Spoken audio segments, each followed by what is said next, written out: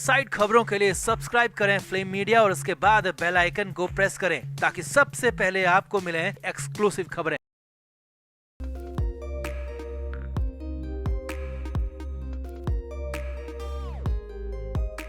तो महाराष्ट्र में हर तरफ यही चर्चा है कि शरद पवार बीजेपी के साथ हाथ मिला सकते हैं, अजित पवार को अपना सकते हैं। लेकिन इन्हीं सभी खबरों के बीच एक बड़ी खबर ये निकल के सामने आ रही है कि शरद पवार उद्धव ठाकरे के साथ मिलकर अजित पवार को फंसाने की कोशिश कर रहे हैं और इसी फंसाने की कोशिश में वो बीजेपी के साथ जाने की खबरें और सांसदों के तोड़ने का आरोप खुद ब खुद मीडिया में जाकर फैला रहे हैं। अब पहले संजय राउत ने और अब शरद पवार गुट के विधायक जितेंद्र आव्हाड ने बड़ा खुलासा किया है, जिसके बाद तो महाराष्ट्र की राजनीति में एक बार फिर से कोहराम मच गया है। तो आपको भी दिखाते हैं शरद पवार और उद्धव ठाकरे की असली प्लानिंग क्या है और इस प्लानिंग पर कैसे पानी फिरता हुआ दिख रहा है। क्या है ये नानी फैक्टर जिसे लेकर महाराष्ट्र में इन दिनों बहुत ज्यादा चर्चा की जा रही है। तो आपको भी पूरी खबर दिखाते हैं। आप भी वीडियो को शेयर करें और अपनी राय कमेंट बॉक्स में जरूर दें। तो एक तरफ तो शरद पवार और अजित पवार के मनोमिलन की खबरें चल रही है, वहीं दूसरी तरफ अजित पवार गुट शरद पवार गुट के सांसदों को तोड़ने की कोशिश कर रहे हैं और ये आरोप लगाया भी जा रहा है। ये आरोप कोई और नहीं बल्कि शरद पवार के खासम खास समझे जाने वाले विधायक जितेंद्र आव्हाड ने लगाया है। जितेंद्र आव्हाड ने मीडिया के सामने ये आरोप लगाया कि अजित गुट के प्रदेश अध्यक्ष सुनील तटकरे शरद पवार के सांसदों को फोन कर रहे हैं और उन्हें बीजेपी में आने का लालच दे रहे हैं। जितेंद्र आव्हाड ने कहा कि सुनील तटकरे हमारे सांसदों से कह रहे हैं कि बाप बेटी यानी कि शरद पवार और सुप्रिया सुले को छोड़ो, उन्हें एक तरफ करो और तुम हमारे साथ आ जाओ। जितेंद्र आव्हाड ने ये भी आरोप लगाया कि उन्होंने हमारे सांसदों को तोड़ने की कोशिश की,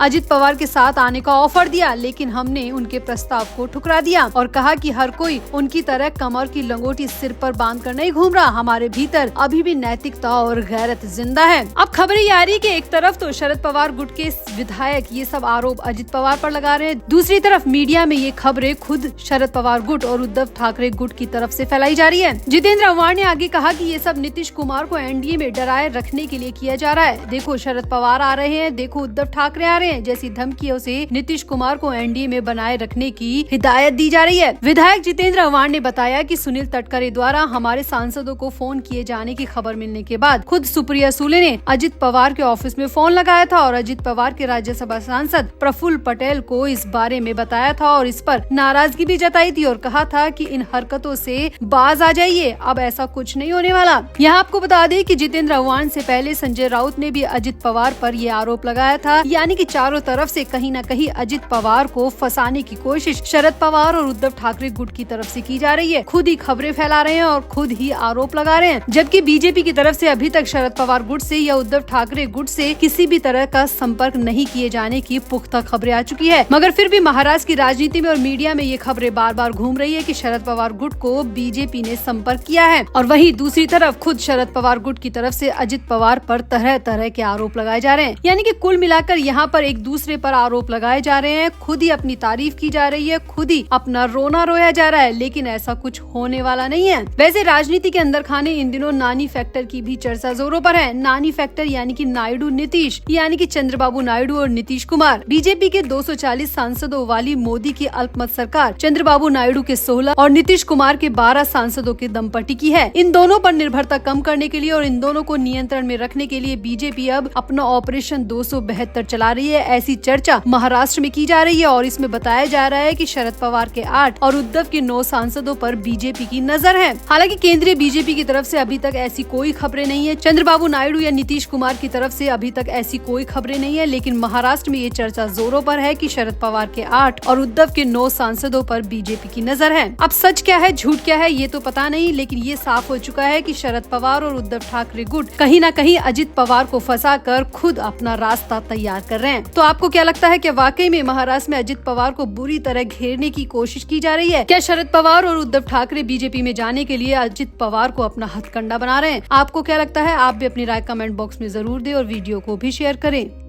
तो शिवसेना यूबीटी के सांसद संजय राउत ने महाराष्ट्र की राजनीति में भूचाल लाने वाला बयान दिया है। संजय राउत ने कहा कि उप मुख्यमंत्री अजित पवार के नेतृत्व वाली एनसीपी शरद पवार की पार्टी एनसीपी एसपी में फिर से फूट डालने की कोशिश कर रही है। उद्धव ठाकरे की पार्टी शिवसेना यूबीटी के नेता संजय राउत ने कहा कि एनसीपी शरद पवार की पार्टी के सांसदों को तोड़ने की कोशिश कर रही है, उन्हें लोभ और प्रलोभन देकर शरद पवार से दूर करने की साजिश रची जा रही है। इतना ही नहीं, संजय राउत ने ये भी कहा कि शरद पवार के सभी सांसदों को केंद्रीय मंत्रिमंडल में जगह देने का प्रलोभन भी दिया जा रहा है, लालच दिया जा रहा है और इसी लालच की वजह से शरद पवार की पार्टी फिर से टूट सकती है। यहाँ आपको बता दें, संजय राउत का ये बयान एनसीपी नेता अमोल मिटकरी की उस टिप्पणी के बाद में आया है जिसमें उन्होंने कहा था कि शरद पवार के नेतृत्व वाली पार्टी के कुछ लोकसभा सदस्य यानी कि सांसद महाराष्ट्र के उप मुख्यमंत्री अजित पवार के संपर्क में है और इसी के बाद में संजय राउत का ये बयान आया है। संजय राउत ने आगे कहा कि वरिष्ठ एनसीपी नेता प्रफुल्ल पटेल और तटकरे को शरद पवार के नेतृत्व वाले गुट में दल बदल कराने का काम सौंपा गया है। जब तक एनसीपी शरद पवार के नेतृत्व वाले धड़े से दल बदल नहीं करवा लेगी तब तक उसे केंद्र सरकार में कोई पद नहीं मिलेगा। संजय राउत ने यहाँ पर यह भी कहा कि अजित पवार को खुद को कैसे उप मुख्यमंत्री पद मिला है ये वो अच्छी तरह जानते हैं और उनकी इतनी वक़्त भी नहीं है कि वो किसी सांसद को केंद्र में मंत्री बनवा दे। संजय राउत ने यहाँ पर यह भी कहा कि अजित पवार की कुर्सी कितने दिन तक के लिए है, कितने दिन टिकेगी, अजित पवार को ये तक नहीं पता, तो भला वो किसी सांसद को केंद्र में मंत्री बनाने का लालच कैसे दे सकते हैं। संजय राउत ने कहा कि ये बहुत बड़ी साजिश है और इस साजिश में शरद पवार को पूरी तरह बर्बाद करने की प्लानिंग की जा रही है। न सिर्फ शरद पवार को बल्कि उनकी बेटी सुप्रिया सुले को भी इस साजिश का हिस्सा बनाया जा रहा है ताकि वो शरद पवार की पार्टी को पूरी तरह खत्म कर दे और खुद एनसीपी के महामहिम बन जाए। संजय राउत ने आरोप लगाया कि जब तक शरद पवार है तब तक एनसीपी उनके ही नाम से जानी जाएगी। भले ही अजित पवार कुछ दिनों के लिए एनसीपी अपने पास रख के खुश हो, लेकिन एनसीपी कैसे बनी है, यहाँ तक कैसे पहुँची है, ये सिर्फ शरद पवार की वजह से हुआ है और जनता एक दिन अजित पवार को इस बात का जवाब जरूर देगी और अजित पवार का यही डर उन्हें साजिश रचने पर मजबूर कर रहा है और वो शरद पवार की पार्टी में फिर से फूट डालने की कोशिश कर रहे हैं। तो यहाँ पर संजय राउत ने बहुत ही गंभीर आरोप उप मुख्यमंत्री अजित पवार पर लगा दिए हैं। हालांकि अजित पवार का इस बारे में अभी तक कोई बयान नहीं आया है, लेकिन संजय राउत के इन आरोपों के बाद महाराष्ट्र की सियासत में खलबली मच गई है, भूचाल सा आ गया है। हर तरफ इसी बारे में चर्चा की जा रही है कि क्या शरद पवार अजित पवार के झांसे में आ जाएंगे या फिर शरद पवार वाकई में अजित पवार को माफ करके